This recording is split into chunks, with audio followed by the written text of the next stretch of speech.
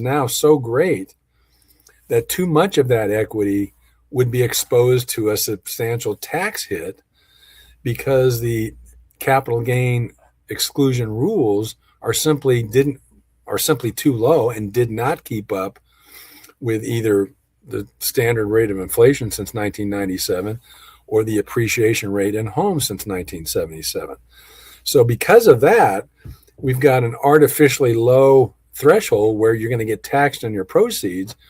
And any homeowner who's paying attention, talking to their accountant or their tax advisor, probably realized that. So that became another, double whammy against why should we sell? We're going to give up our 2.5% mortgage. And my gosh, we may have, several $100,000 of gain that we're going to get taxed on because of the fact that, we have these limits are too low. And of course, as Jeff pointed out, what is the amount of the capital gains?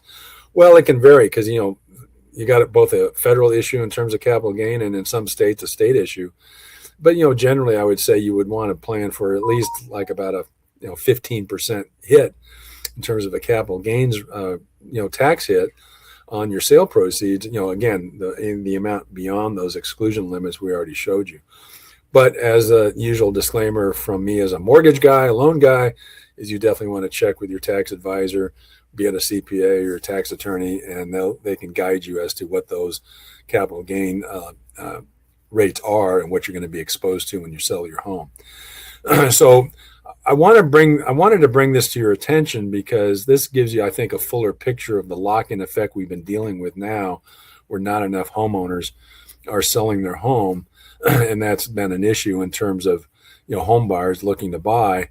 We don't have enough, homes for sale. It's gotten better, but we still don't have enough homes for sale on the market for sale. And so that limited inventory, I think, is making giving buyers more challenges in terms of getting out and buying, even though in the short run, there has been more of a shift to buyers having more leverage. But boy, oh boy, if we could address this issue, particularly with the tax lock-in issue of getting those capital gains exclusion limits substantially raised, what I think you'll see is a whole bunch more homes hit the market, and that's going to give buyers more choices and, of course, give the existing sellers more competition. So maybe in the short run, that could actually help prices. But eventually, you get more homes on the market, you get more buyers jumping in to try to buy. I think eventually that's going to squeeze out into higher prices. So it's all about timing and how soon you get into the game and decide to go ahead and go for it. So keep an eye on this. My understanding is it's in Congress in a committee. The big concern with the politicians, as you might